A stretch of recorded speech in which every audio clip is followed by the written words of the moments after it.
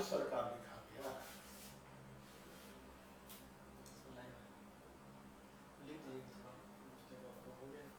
क्या हो सकता हम ही कर दिया।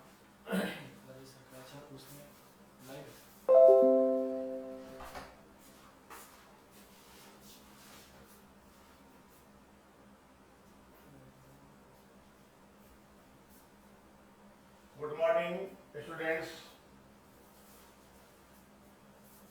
अभी चौथा नंबर क्वेश्चन दिख रहा होगा, है ना।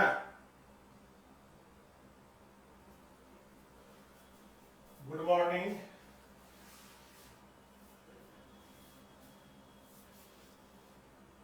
पहला क्वेश्चन है, आज हम लोगों का 21वां सेट है। 100 क्वेश्चन पूरा कर चुके हैं कल, आज 101 से शुरू करेंगे। जो पहला क्वेश्चन है आज के सेट का, विकल्प थोड़ा लंबा लंबा है। न्यायाधीश जांच अधिनियम 1968 के अनुसार भारत के उच्चतम न्यायालय के किसी न्यायाधीश पर महाभियोग चलाने के प्रस्ताव को लोकसभा के अध्यक्ष द्वारा अस्वीकार नहीं किया जा सकता है। क्या होगा? हाँ, आज 5 मिनट लेट हो गया, घर में भोजन की व्यवस्था नहीं थी, आज जितिया है, इसलिए आने में थोड़ी देर हो गई। ठीक है ना।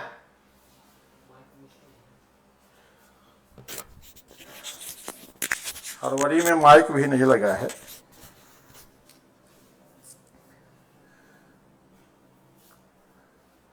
गुड मॉर्निंग, गुड मॉर्निंग सबको, गुड मॉर्निंग। अब ये जो है जांच अधिनियम, हालांकि देखिए एक चीज है, क्वेश्चन है ये पूछा हुआ, इसलिए हमने उसी रूप में इसको लाया है। इनके लिए वस्तुतः महाभियोग शब्द का प्रयोग होता नहीं है, हटाने की प्रक्रिया कहा जाता है। लेकिन जब क्वेश्चन में है तो चलो महाभियोग मान लेते हैं। इसे जानना यही है कि हटाने की प्रक्रिया होती है। महाभियोग शब्द का प्रयोग केवल राष्ट्रपति के लिए है ना। और हटाने की प्रक्रिया जो है, इनकी पूरा जो ब्यौरा है, जो तरीका है, वो 1968 के न्यायाधीश जांच अधिनियम के तहत ही दिया गया है। ठीक है। लोकसभा अध्यक्ष को अस्वीकार करने का अधिकार नहीं है। आज से 5-6 साल पहले की बात है, जब Deepak Mishra chief justice of India थे, तो हटाने संबंधी प्रस्ताव राज्यसभा में लाया गया था। उस समय राज्यसभा के सभापति वेंकैया नायडू थे। उन्होंने उस प्रस्ताव को अस्वीकार कर दिया था, ये कहते हुए कि प्रस्ताव लाने का कारण उचित नहीं है, ऐसा नहीं है जिसके आधार पर हटाने की प्रक्रिया चलाई जा सके। वेंकैया नायडू राज्यसभा के सभापति थे, उपराष्ट्रपति थे, उन्होंने अस्वीकार किया था। तो जब वो अस्वीकार कर सकते हैं तो लोकसभा का अध्यक्ष भी अस्वीकार कर सकता है ना। तो अस्वीकार नहीं कर सकता है, ये गलत हो जाता है। भारत के उच्चतम न्यायालय, दूसरा है, भारत का संविधान यह परिभाषित करता है और ब्यौरे देता है कि क्या क्या भारत के उच्चतम न्यायालय के न्यायाधीशों की क्षमता और सिद्ध कदाचार को गठित करते हैं।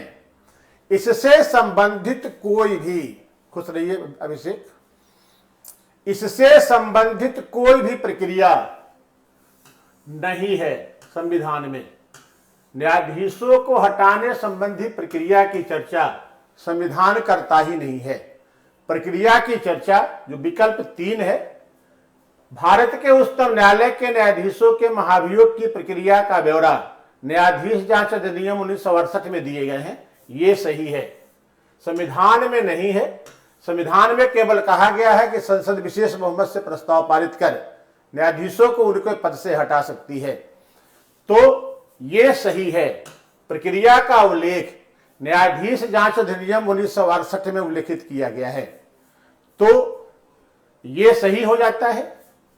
पहला नंबर गलत है, लोकसभा अध्यक्ष अस्वीकार कर सकते हैं और संविधान इसकी प्रक्रिया का ब्यौरा नहीं देता है कि न्यायाधीश को किस प्रकार उसके पद से हटाया जा सकता है। चौथा विकल्प है कि यदि किसी न्यायाधीश के महाभियोग के प्रस्ताव को मतदान हेतु लाया जाता है तो विधि द्वारा अपेक्षित है कि यह प्रस्ताव संसद के प्रत्येक सदन द्वारा समर्थित है और उस सदन की कुल सदस्य संख्या का बहुमत है ना, और उपस्थित तथा मतदान में हिस्सा लेने वाले 2/3 सदस्यों के समर्थन से पारित होना चाहिए, यानी विशेष बहुमत से। और ये सही है। विशेष बहुमत यही होता है कुल का आधे से अधिक उपस्थित एवं मतदान में हिस्सा लेने वाले का 2/3 समर्थन। तो ये सही है। 4 नंबर सही है, 3 नंबर सही है।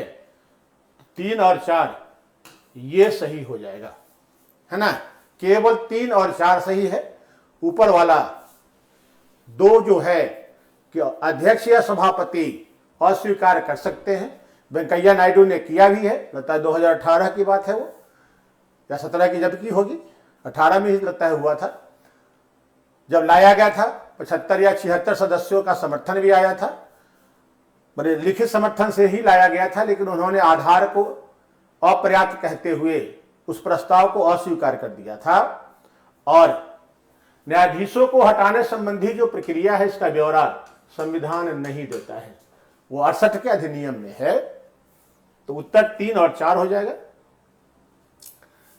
2/3 यानी विशेष बहुमत से ही हटाए जाते हैं। आज तक ये प्रक्रिया केवल एक ही बार चली है।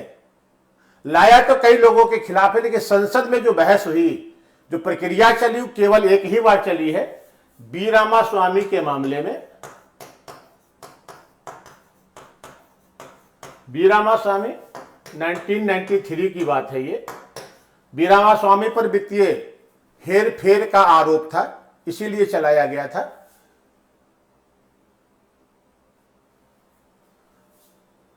चलो ठीक है, धन्यवाद कामना। और हालांकि प्रस्ताव लोकसभा में लाया गया था और लोकसभा में ही गिर गया था। गिरने का कारण कुल सदस्य संख्या का बहुमत नहीं मिला था, है ना, क्योंकि कांग्रेस की सरकार थी उस समय, नरसिम्हा राव की सरकार। हालांकि पूर्ण बहुमत नहीं था, लेकिन सरकार कांग्रेस की ही थी, नरसिम्हा राव प्रधानमंत्री थे, और कांग्रेस ने सदन से बायकॉट कर दिया था। तो आधे से अधिक सदस्यों की उपस्थिति ही नहीं रह पाई थी, इसलिए वो प्रस्ताव गिर गया था। रामास्वामी, ये जो प्रस्ताव लाया जाता है, अगर राज्यसभा में लाया जाएगा तब राज्यसभा के कम से कम 50, और यदि लोकसभा में लाया जाता है तो लोकसभा के कम से कम 100 सदस्यों का लिखित समर्थन प्रस्ताव लाने के लिए आवश्यक होता है। यही प्रक्रिया है। साबित कदाचार या कार्य करने की असमर्थता के आधार पर हटाने संबंधी प्रस्ताव न्यायाधीशों के विरुद्ध लाया जा सकता है। कारण वही है, एक ही, वही 2 कारण, कार्य करने में असमर्थता या साबित भ्रष्टाचार। इसी आधार पर प्रस्ताव लाया जाएगा। प्रस्ताव लोकसभा राज्यसभा किसी भी सदन में लाया जाएगा। प्रस्ताव लाने की सूचना कम से कम 14 दिन पूर्व संबंधित सदन को देना आवश्यक होता है। और यही है, राज्यसभा में 50, लोकसभा में 100 सदस्यों का कम से कम लिखित समर्थन प्रस्ताव लाने के लिए आवश्यक है। पूरी प्रक्रिया यही रहती है न्यायाधीशों की हटाने की। और यही प्रक्रिया उच्च न्यायालय के न्यायाधीशों के लिए भी है, यही प्रक्रिया सीएजी के लिए भी है, और यही प्रक्रिया मुख्य निर्वाचन आयुक्त के लिए भी है ना। चारों को एक ही तरह की प्रक्रिया से हटाया जाता है। दूसरा, भारत के संविधान के संदर्भ में निम्नलिखित कथनों पर विचार कीजिए। चलिए भाई विचार करते हैं। किसी भी केंद्रीय विधि को संवैधानिक रूप से अवैध घोषित करने की किसी भी उच्च न्यायालय की अधिकारता नहीं है। सही है। यह संशोधन के द्वारा निर्धारित है कि संसद द्वारा बनाई गई विधि की संवैधानिकता की जांच उच्च न्यायालय कर सकता है। यह उच्च न्यायालय को अधिकार है ना। संशोधन थोड़ा देखना पड़ेगा।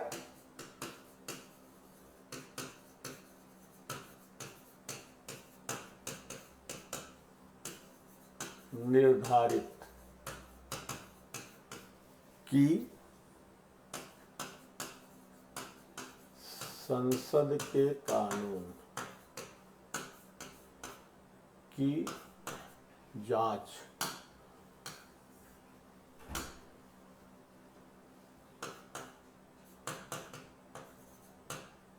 उच्च न्यायालय कर सकता है। उच्च न्यायालय के पास अधिकार है। ठीक है। दूसरा, भारत के संविधान के किसी भी संशोधन पर भारत के उच्चतम न्यायालय द्वारा प्रश्न नहीं उठाया जा सकता है। रोज प्रश्न उठ रहे हैं, इसी चक्कर में एनजेएसी अवैध हुआ भी, है ना। तो संविधान संशोधन जो किया जाएगा, हालांकि 24वें संशोधन के द्वारा ये किया गया था कि संविधान संशोधन अगर किया जाता है तो वो अनुच्छेद 13(2) के विधि में शामिल नहीं होगा, यानी न्यायालय उसकी संवैधानिकता की जांच नहीं करेगा। लेकिन मूल ढांचा आने के बाद वो 24वां संशोधन का वो प्रावधान समाप्त हो गया और जो अनुच्छेद 13(3) और 13(4) जोड़ा गया था, जिसमें था कि संविधान संशोधन की न्यायिक समीक्षा नहीं होगी, वो भी अवैध हो चुका है। इसलिए संविधान संशोधन सामान्य विधि का तो होगा ही, संशोधन की भी न्यायिक समीक्षा होगी, इसलिए ये भी गलत है।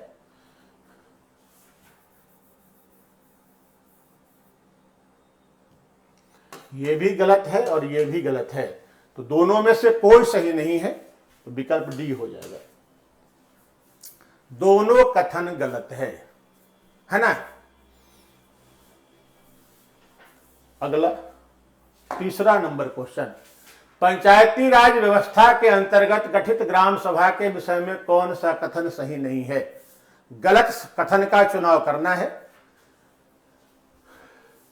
पंचायत कौन सा होगा भाई, तो देख के बताइए। ग्राम सभा सबसे महत्वपूर्ण इकाई पंचायती व्यवस्था की है। यही संस्था भारत के प्रतिनिधि लोकतंत्र को सहभागी लोकतंत्र बनाता भी है। क्या विकल्प सही हो सकता है। पंचायत के सभी वयस्क नागरिक इसके सदस्य होते हैं, यह सही है। सभी वयस्क भी लिखा जा सकता है और सभी मतदाता, चूंकि वयस्क ही मतदाता होते हैं तो मतदाता भी आप लिख सकते हैं। इसके सदस्य होते हैं, दोनों बातें एक ही होंगी। इसलिए अगर इसी को आधार बनाकर पूछ दिया तो गलती नहीं होनी चाहिए, है ना। ये ना पूछा कि सभी मतदाता सभी नागरिक न कह के सभी मतदाता लिख देता है, तो जो वयस्क होते हैं वही मतदाता होते हैं, तो ये कथन सही है। बिहार पंचायती राज अधिनियम 2006 के अनुसार ग्राम सभा अपने साधारण बहुमत से प्रस्ताव पारित कर मुखिया को उसके पद से हटा सकता है। ये कथन गलत हो जाता है। बिहार पंचायती राज अधिनियम 2006 के अनुसार ग्राम सभा साधारण बहुमत से नहीं, विशेष बहुमत का प्रावधान है यहां, यानी 2/3 का बहुमत। इसलिए आप देखते होंगे बिहार में मुखिया कभी नहीं हटते हैं, प्रखंड प्रमुख हटते रहते हैं, जिला परिषद अध्यक्ष हटते रहते हैं। ग्राम सभा उसमें भी 2/3 बहुमत, ऐसा कोई मुखिया थोड़े होगा कि वोटर में से 2/3 विरोधी में चला जाए, नहीं। इसलिए हटते हुए दिखते ही नहीं है, तो यही सही है ना, यही गलत है। ग्राम सभा, ग्राम पंचायत ग्राम सभा के प्रति उत्तरदायी है ना। चूंकि हटने का ही अधिकार दे दिया गया तो उत्तरदायित्व तो इसके अधीन रहेगा ही, तो उत्तरदायी है। और पंचायतों के लिए योजना बनाने का अधिकार भी ग्राम सभा को ही होता है। इसलिए प्रत्येक 2 या 3 माह है बिहार पंचायती अधिनियम में कि ग्राम सभा की बैठक होनी चाहिए, है, होती भी है, लेकिन पूरी तरह जो होना चाहिए जिस रूप में अभी तक बिहार में नहीं हो पाता है, कागज पर ही कर दिया जाता है, तो वो दूसरी चीज है। वो व्यवहार में अभी तक नहीं पूरी तरह बेहतर तरीके से लागू हो पाया है। लेकिन ग्राम सभा इसमें सबसे शक्तिशाली संगठन है, जिसके द्वारा गांव के लोगों को योजना बनाने का अधिकार मिल गया। पहले कौन बनाते थे, हमारे निर्वाचित प्रतिनिधि एमपी या एमएलए, अब हम खुद बनाते हैं। तो हमारी लोकतंत्र में सीधी भागीदारी हो गई, यही सहभागी लोकतंत्र है, नहीं। गुड मॉर्निंग ज्योति। तो इसका उत्तर यही होगा, 2/3 बहुमत से हटाने का प्रावधान है, साधारण बहुमत से मुखिया नहीं हटेंगे। अखिल भारतीय सेवा के विषय में कौन सा कथन सही नहीं है। देखिए, अखिल भारतीय सेवा ऑल इंडिया सर्विसेज कौन कौन है अभी, कौन कौन सेवा अखिल भारतीय सेवा है अभी फिलहाल? 3 ही हैं, आईएएस, आईपीएस और भारतीय वन सेवा है।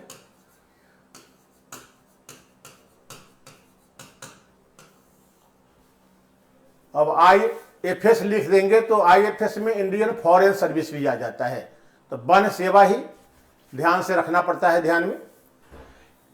वो जो अखिल भारतीय सेवा है, केंद्रीय सेवा है और राज्य सेवा है, 3 प्रकार की ही लोक सेवाएं हैं। कैसे उसे केंद्रीय, अखिल भारतीय या राज्य सेवा कहते हैं? जैसे देखो, एक नियुक्ति का आधार होता है, फिर सेवा शर्त का आधार होता है, हटाने की शक्ति किसे है और कार्य कहां करेंगे। इसी 4 आधार पर सेवाओं का वर्गीकरण किया गया है। यही 4 आधार हैं। नियुक्त करने वाला पदाधिकारी कौन है, सेवा शर्त का निर्धारण कौन करेगा, उन्हें पद से हटाने का अधिकार किसे होगा और किस सरकार के अधीन रहकर कार्य करेंगे, है ना। जो अखिल भारतीय सेवा के सदस्य होते हैं राष्ट्रपति के द्वारा नियुक्त होते हैं। आईएएस बनिएगा तो राष्ट्रपति के नाम से ही, हालांकि उनके बिहाफ में कोई ज्वाइनिंग लेटर जारी करता है, लेकिन नियुक्त करने वाला अथॉरिटी राष्ट्रपति ही है। सेवा शर्त केंद्र सरकार या राष्ट्रपति ही तय करते हैं। हालांकि केंद्र सरकार तय करती है, लेकिन इस विकल्प को हमने सही मान लिया है। हटाने का अधिकार भी राष्ट्रपति को ही होता है और इस सेवा के सदस्य राज्य सरकार के अधीन काम करते हैं। इसलिए देखते हैं कि आईएएस आईपीएस का जो कैडर विभाजन होता है वो राज्य के नाम पर ही होता है, कोई केंद्रीय कैडर नहीं चलता है। हालांकि उनका काम भी आईएएस आईपीएस ही चलाते हैं संघ सरकार का, लेकिन वो प्रतिनियुक्ति पर जाते हैं। एक भी आईएएस या आईपीएस को भारत सरकार अपने अधीन नहीं रखती है, कोई सेंट्रल कैडर देश में है ही नहीं। सभी आईएएस आईपीएस जो नियुक्त होते हैं राज्यों को ही दिए जाते हैं, क्योंकि राज्य के अधीन ही कार्य करते हैं और राज्य के अधीन कार्य जरूर करते हैं, लेकिन इन्हें हटाने की बात तो दूर कि डिस्चार्ज कर दिया जाए, सस्पेंड करने का अधिकार भी राज्य को नहीं होता है। अगर करते भी हैं राज्य और राष्ट्रपति उससे सहमत नहीं हुए, राष्ट्रपति का अनुमोदन नहीं हुआ, तो सस्पेंशन लागू नहीं होता है। जैसे कि कुछ वर्ष पहले दुर्गा नागपाल आईएएस ऑफिसर थी यूपी कैडर की, उन्हें अखिलेश यादव की सरकार ने सस्पेंड किया था, राष्ट्रपति सहमत नहीं हुए थे। तो यही 4 है। अब इसी के आधार पर देख लीजिए, विकल्प थोड़ा गलत हो गया है ना। राज्यसभा अपने विशेष बहुमत से, ये तो है, अखिल भारतीय सेवा का गठन कर सकती है। कितना नंबर अनुच्छेद है?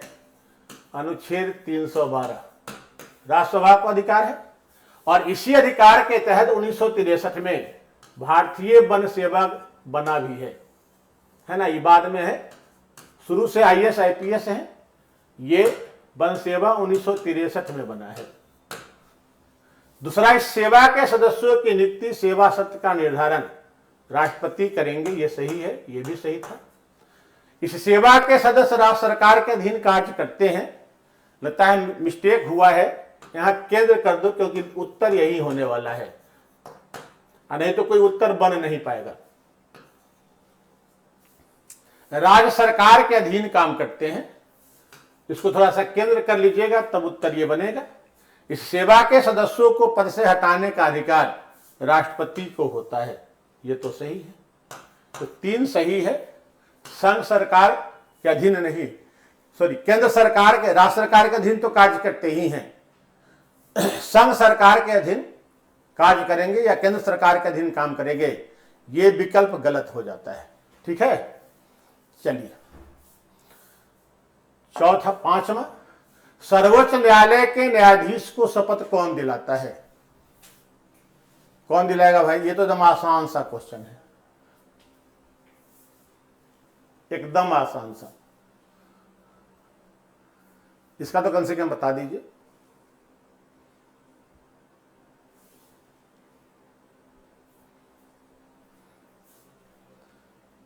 AC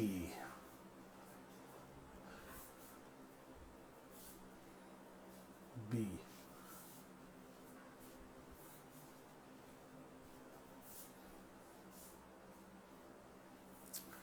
जो संवैधानिक प्रावधान है उसके अनुसार सर्वोच्च न्यायालय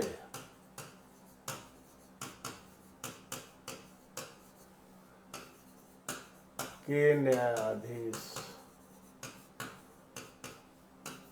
को शपथ राष्ट्रपति या उसके द्वारा नियुक्त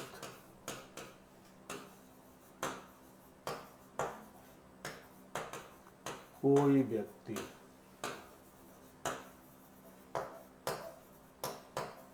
दिला सकता है ना। यही प्रावधान है। भारत का मुख्य न्यायाधीश नहीं दिलाते हैं, कोई प्रावधान ऐसा नहीं। हालांकि व्यवहारिक में आजकल वही दिला रहे हैं, लेकिन संवैधानिक व्यवस्था ऐसी नहीं है। ठीक है। भारत का राष्ट्रपति अधूरा उत्तर है, पूरा नहीं है। पूरा उत्तर ये है, राष्ट्रपति या उसके द्वारा नियुक्त कोई व्यक्ति, दोनों ही बातें हैं। केवल आप उपराष्ट्रपति का शपथ देखेंगे, उपराष्ट्रपति का शपथ राष्ट्रपति दिलाता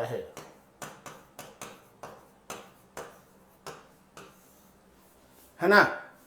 उपराष्ट्रपति को शपथ राष्ट्रपति दिलाता है। इसके अतिरिक्त सर्वोच्च न्यायालय के न्यायाधीश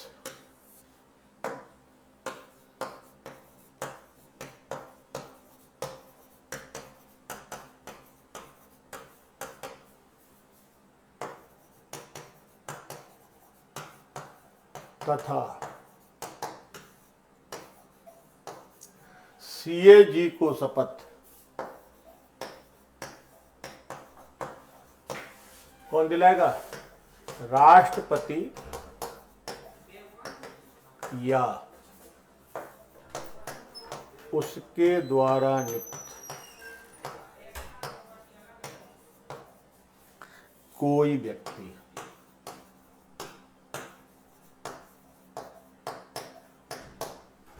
है ना। या तो राष्ट्रपति दिलाएंगे या राष्ट्रपति द्वारा नियुक्त कोई व्यक्ति दिलाएगा, दोनों ही व्यवस्था है। उपराष्ट्रपति के संदर्भ में केवल है कि राष्ट्रपति दिलाएंगे, उसमें कोई अन्य व्यक्ति नहीं कहा गया है। लेकिन न्यायाधीशों और CAG इनके लिए कोई अन्य व्यक्ति शब्द का भी प्रयोग है।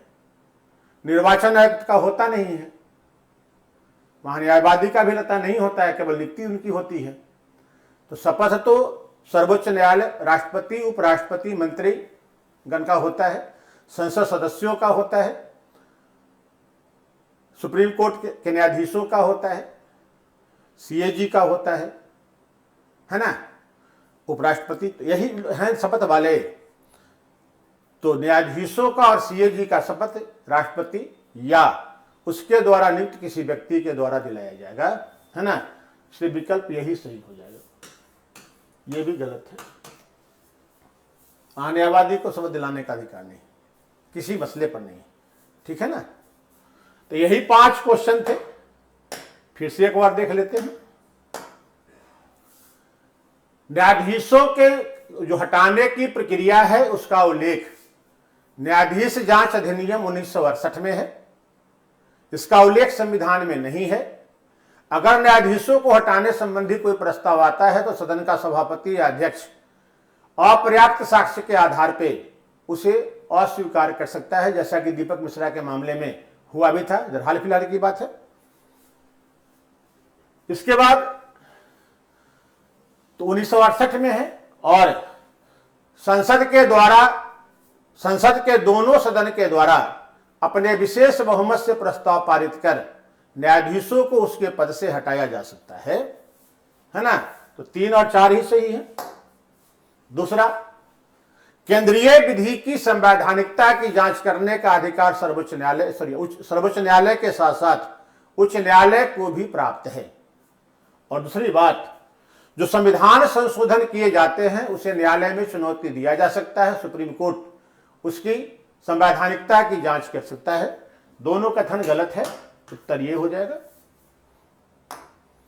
तीसरा, पंचायती राज अधिनियम में ग्राम सभा पंचायत के वयस्क लोगों की संस्था है।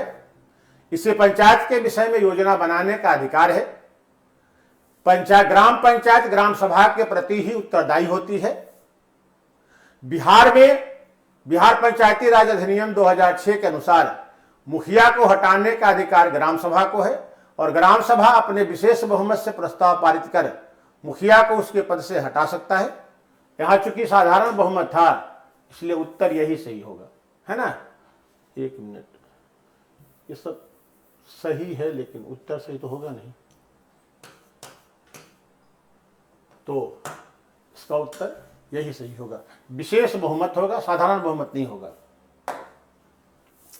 अखिल भारतीय सेवा के सदस्यों की नियुक्ति राष्ट्रपति करता है। सेवा सत्र का निर्धारण राष्ट्रपति केंद्र सरकार करती है। पद से हटाने का अधिकार राष्ट्रपति को होता है और इस सेवा के सदस्य राज्य सरकार के अधीन रहकर कार्य करते हैं, केंद्र सरकार के अधीन रहकर कार्य नहीं करते हैं। बीच बीच में प्रतिनियुक्ति पर जाते हैं, बस वही तक रहता है ना। और पांचवा, उच्च न्यायालय के न्यायाधीशों को शपथ राष्ट्रपति या उसके द्वारा नियुक्त किसी व्यक्ति के द्वारा दिलाई जाती है। ये दोनों होगा जहां, वही उत्तर सही होगा। तो यही 5 है। फिर कल 5 क्वेश्चन के साथ मिलेंगे। क्वेश्चन सिंगल लाइन से थोड़ा बचने का प्रयास होता है और कंसेप्चुअल क्वेश्चन, ताकि एक क्वेश्चन के साथ उससे संबंधित सारी बातों को हम लोग जान सके, ताकि परीक्षा में सहूलियत हो। 28 तारीख से फॉर्म भरा रहा है, कोर्स शुरू हो चुका है, रोज रोज नहीं कहेंगे। एक बात आई थी कि तो ये शायद आप लोगों ने देखा होगा, रुक्मिणी प्रकाशन लाइव, इसके माध्यम से आप उस पीडीएफ को देख सकते हैं जो हम लोग क्लास में करते हैं। तो आज तक के लिए इतना ही हो पाएगा। कल फिर 5 क्वेश्चन के साथ मिलते हैं। आज तक के लिए इतना ही रहेगा। धन्यवाद।